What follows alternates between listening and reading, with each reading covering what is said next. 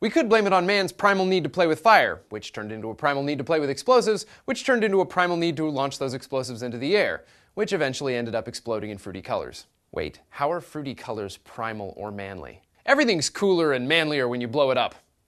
Well, the men blowing the thing up feel cooler and manlier. I think I like the ones that come raining down like little sparklies. What? Little sparklies are manly? Yeah. I was supposed to say something else about exploding.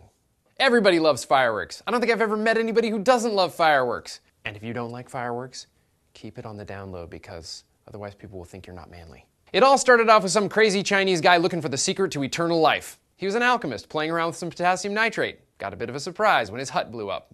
But I'll bet he took a step back and said, "Whoa, that was manly." Bits of the roof falling down around him. He was probably scared for that part. But then, manly. He wrote down his findings and warned others not to make the same mistakes he did, or else they might die. Of course he didn't mean it. That's just like saying, don't try this at home. He knew everyone who was manly was going to go try and do it anyway. It was like a reverse psychology instruction manual. Or a dare.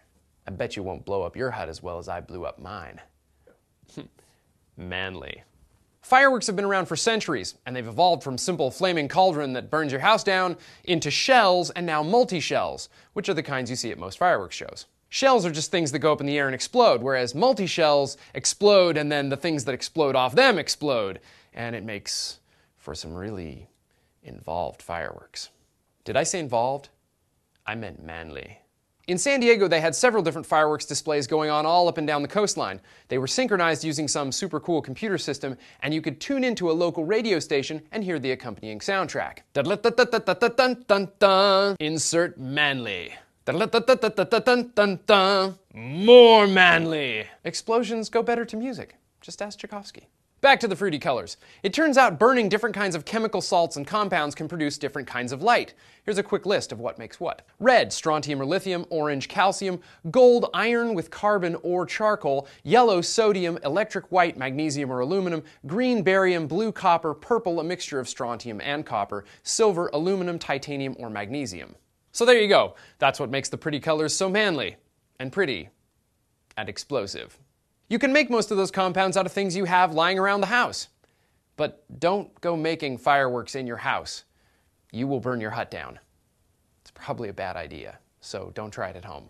Which means, of course, you will, just to be manly. So enjoy the fruity colors as it all goes up in flames.